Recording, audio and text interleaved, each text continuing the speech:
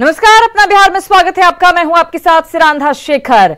Virtual rally के बाद नीतीश कुमार आज से जनसभा शुरू कर रहे हैं। आज और कल नीतीश कुमार 8 विधानसभा क्षेत्रों में चुनावी जनसभा को संबोधित करेंगे। आज 4 जगहों पर सीएम की सभा होगी।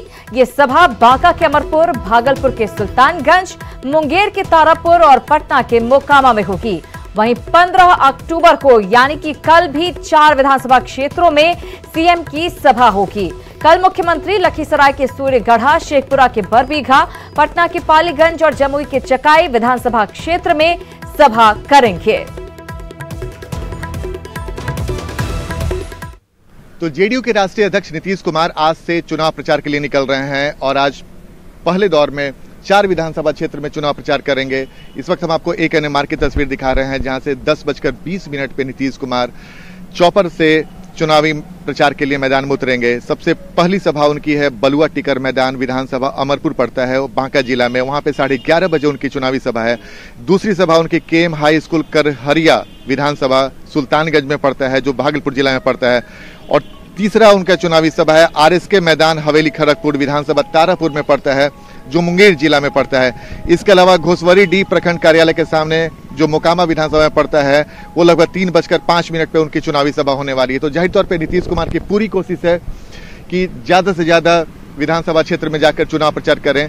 और एनडीए को भी नीतीश कुमार के चुनाव प्रचार से काफी उम्मीद है। खासकर जेडीयू के जो उम्मीदवार हैं उनमें नीतीश कुमार को लेकर जबरदस्त डिमांड है। और साथ ही ये भी चर्चा कि बहुत जल्द प्रधानमंत्री और मुख्यमंत्री भी एक साथ चुनावी प्रचार करेंगे, ताकि एनडीए के पक्ष में लहर बनाया जा सके। तो जाहिर तौर पे नीतीश कुमार के आज पहली चुनावी सभा पे तमाम सियासी दलों की भी निगाहें टिकी हुई है, न सिर्फ सत्ताधारी दलों की बल्कि विरोधी दलों की भी निगाहें टिकी हुई है कि नीतीश कुमार किस अंदाज में अपने विरोधियों पर हमला बोलते हैं और जनता के बीच में नीतीश कुमार किन मुद्दों को लेकर चुनाव प्रचार करते हैं।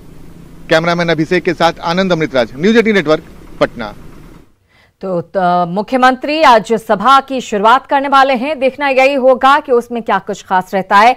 इधर तेजस्वी आज नामांकन दाखिल करेंगे। जी हां, तेजस्वी यादव आज नामांकन करेंगे। वैशाली की राघोपुर सीट से वो नामांकन करने वाले हैं और नामांकन के दौरान उनके साथ जगदानंद सिंह और भोला यादव मौजूद रहेंगे। वहीं पूर्वी चंपारण के गोविंदगंज और हरसिद्धि सीटों से एनडीए के उम्मीदवारों ने नामांकन दाखिल किया। सुनील मणि तिवारी गोविंदगंज से उम्मीदवार हैं, तो कृष्ण नंदन पासवान हरसिद्धि से प्रत्याशी हैं। नामांकन के बाद बीजेपी के राष्ट्रीय उपाध्यक्ष राधा मोहन सिंह ने सभा की और सरकार की उपलब्धियां गिनाई। राधा मोहन सिंह ने कहा कि कांग्रेस की गोद में बैठी पार्टियों को जनता सबक सिखाएगी। तय किया है, तय नहीं किया है। परसों लाखों देश के आम आदमी को, गरीबों को भूस्वामित्व का गोल्डन कार्ड दिया है। जैसे ये आयुष्मान कार्ड मिल रहा है, वो कार्ड रहेगा देश के हर नागरिक के पास, हर गरीब के पास, हर किसान के पास, कि अपने उस जमीन का वो मालिक है। वो डिजिटल कार्ड उसको मिलेगा नहीं, मिलना शुरू हो गया है। इस बीच बड़ी खबर आ रही है, शरद यादव की बेटी कांग्रेस में शामिल होंगी। सूत्रों के हवाले से ये बड़ी खबर मिल रही है। सुहासिनी यादव हैं शरद यादव की बेटी, जो कि कांग्रेस में शामिल हो सकती है। दोपहर 12:30 बजे वो कांग्रेस में शामिल हो सकती हैं। सूत्रों के हवाले से ये बड़ी खबर। दिल्ली कांग्रेस मुख्यालय में वो पार्टी की सदस्यता लेंगी। बिहारीगंज से वो कांग्रेस की उम्मीदवार हो सकती है। मधेपुरा जिले में है बिहारीगंज विधानसभा सीट। हम आपको बता दें कि मधेपुरा के सांसद रह चुके हैं शरद यादव और यहीं से अब बिहारीगंज से कांग्रेस की उम्मीदवार हो सकती है उनकी बेटी सुभाषिनी यादव। कहा जा रहा है कि उनकी बेटी दोपहर 12:30 बजे यानी कि अब से कुछ देर बाद कांग्रेस की सदस्यता ले सकती हैं। सूत्रों के हवाले से ये बड़ी खबर। उधर लखीसराय विधानसभा सीट पर मुकाबला दिलचस्प हो चला है। बीजेपी उम्मीदवार और श्रम संसाधन मंत्री विजय सिन्हा को महागठबंधन के अमरेश सिंह और निर्दलीय उम्मीदवार पूर्व विधायक फुलैना सिंह चुनौती दे रहे हैं। तीसरी बार चुनाव मैदान में उतरे विजय सिन्हा एक बार फिर नीतीश कुमार के चेहरे और सरकार के कामकाज के आधार पर जीत की उम्मीद कर रहे हैं। वहीं महागठबंधन के उम्मीदवार अमरेश का दावा है कि उनका विधानसभा जाना तय है, तो निर्दलीय उम्मीदवार समीकरण अपने पक्ष में होने का दावा कर रहे हैं।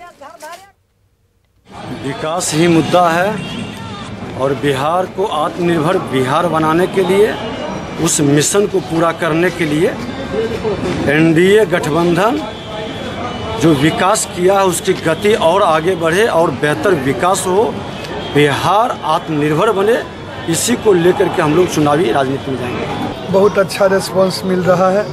एनडीए बनाम महागठबंधन की यह लड़ाई में एनडीए का हवा फुस हो गया है और हमारी महागठबंधन बहुत अधिक मतों से आगे चल रहा है। घूम रहे हैं सारी जगह जनता के बीच।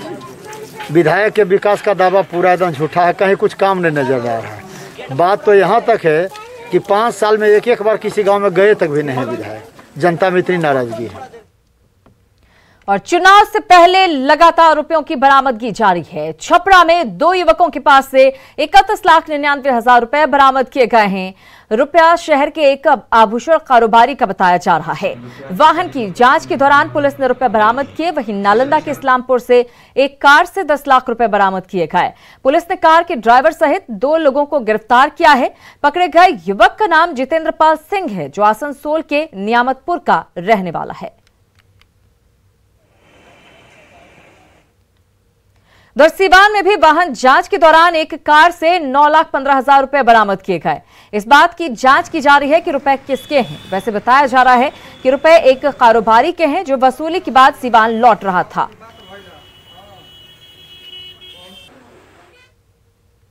वहीं मधुबनी में विदेशी शराब की 898 कार्टन जब्त की गई। साथ ही 2 लोगों को गिरफ्तार भी किया गया है। हरियाणा से यह शराब लाई जा रही थी। सकरी पुलिस ने शराब की बड़ी खेप को पकड़ा है। चावल के बोरों में छिपाकर रखी गई थी ये शराब। पंडौल के लिए हरियाणा से ये शराब लाई जा रही थी। करीब 5 घंटे तक शराब की बोतलों की गिनती होती रही, तो बड़ी मात्रा में शराब की बरामदगी हुई है। हरियाणा से शराब लाई जा रही थी। मधुबनी में विदेशी शराब की ये 898 कार्टन जब्त किए गए हैं।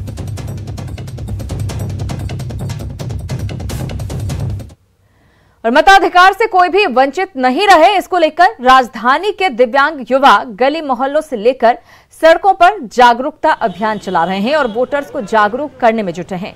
राजधानी के 8 दिव्यांग युवक मिशन इलेक्शन के तहत जगह जगह पर ट्राईसाइकिल से जाकर लोगों को वोट का महत्व बता रहे हैं और संकल्प दिला रहे हैं। मतदाता से ही लोकतंत्र की खूबसूरती बढ़ती है, तो लोकतंत्र मजबूत भी होता है। बावजूद कोई वोटिंग से वंचित न रह जाए, इसको लेकर राजधानी पटना के दिव्यांग युवा लोगों से जागरूक कर रहे हैं कि आप वोटिंग करने जरूर जाएं, क्योंकि लोकतंत्र में आपका अधिकार है। देख सकते हैं हाथों में तख्तियां लेकर अलग अलग स्लोगन लिखकर जगह जगह जाकर लोगों से ये लोग अपील कर रहे हैं मोटर ट्राईसाइकिल के सहारे कि वोटिंग का समय आ गया है और आप वोटिंग करने जरूर जाएं। जरा बात करें दिव्यांगों से। जिला प्रशासन ने भी आपको जिम्मेवारी दी है, कितनी खुशी हो रही है? जी, मुझे बहुत खुशी हो रही है कि जिला प्रशासन इस बार दिव्यांगजनों के द्वारा मतदाता जागरूकता अभियान चला रही है और हम लगातार कह रहे हैं दिव्यांगजनों की सुनो पुकार, लोकतंत्र से चुनो सरकार।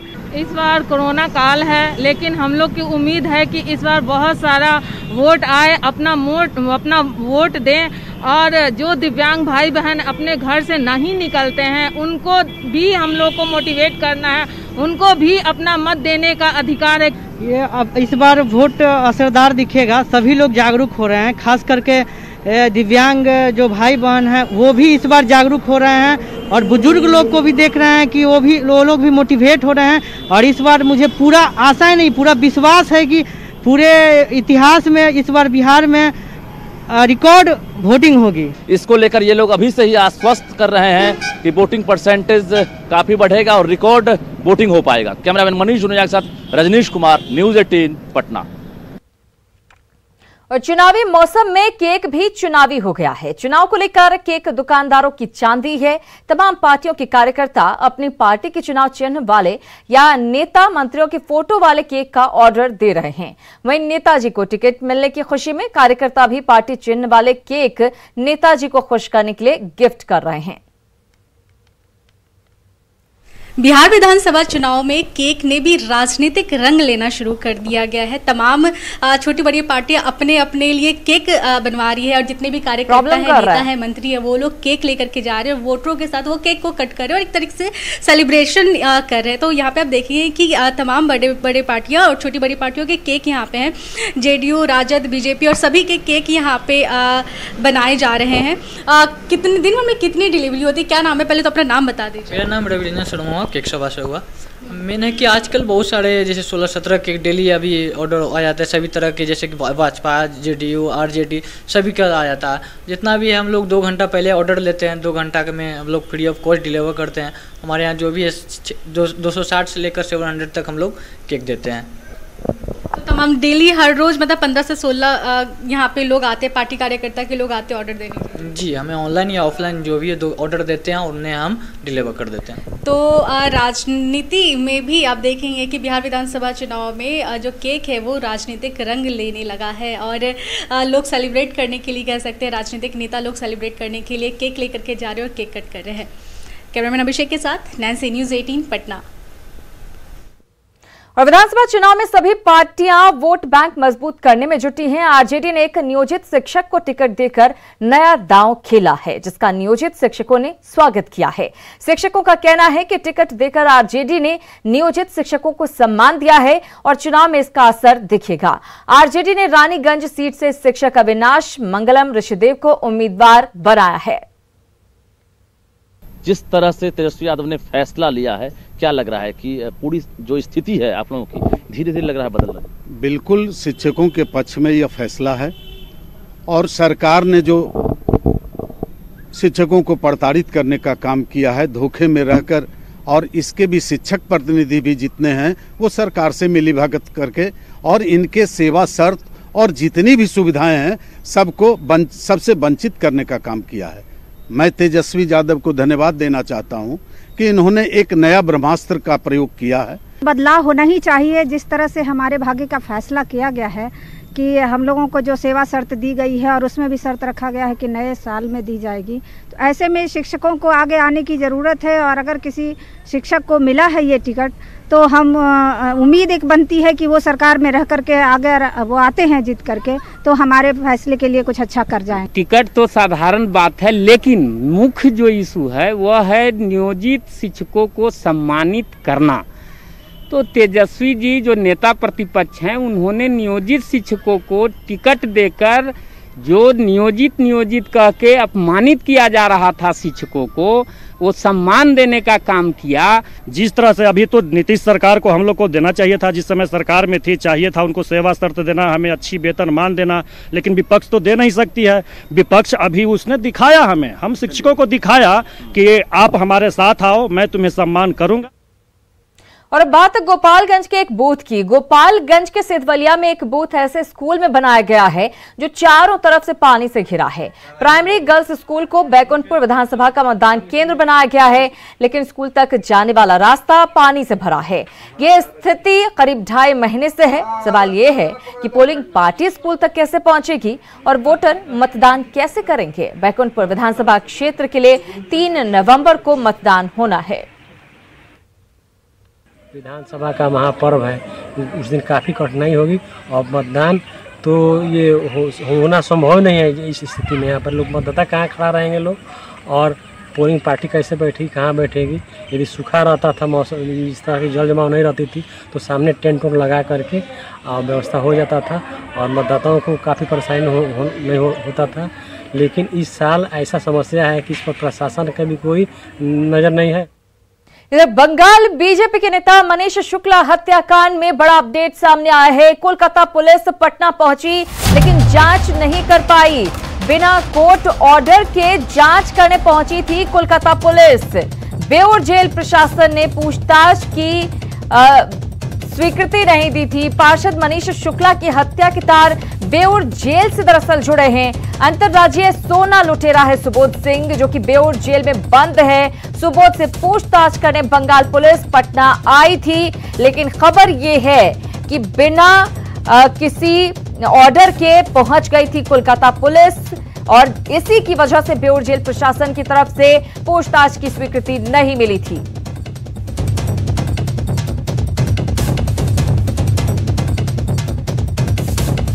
बंगाल बीजेपी के नेता मनीष शुक्ला हत्याकांड में बड़ा अपडेट सामने आ रहा है।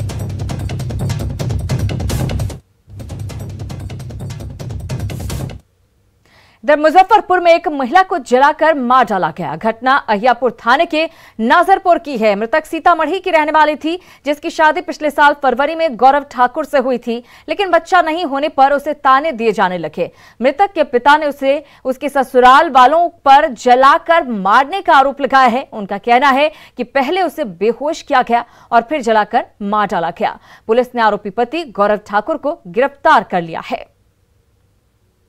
80% लाश जली हुई है।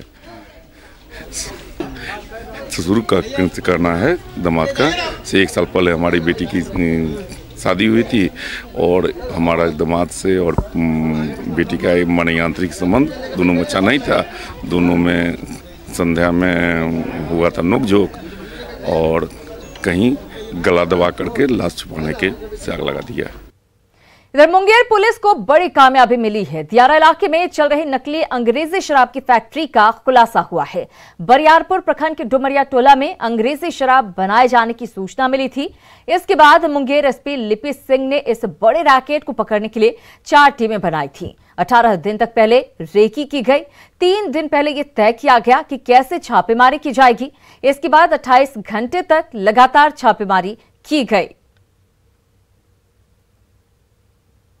हम आपको बता दें कि डुमरिया टोला में हर घर के पीछे एक झोपड़ी बनाई गई थी और झोपड़ी में ही शराब को बनाने का काम चलता था। कहीं बोतलों की सफाई होती थी तो कहीं बोतलों में शराब भरकर फिर दूसरी जगह पर स्टिकर लगाकर पैक किया जाता था। हाथ से ही सारा काम यहां पर किया जाता था।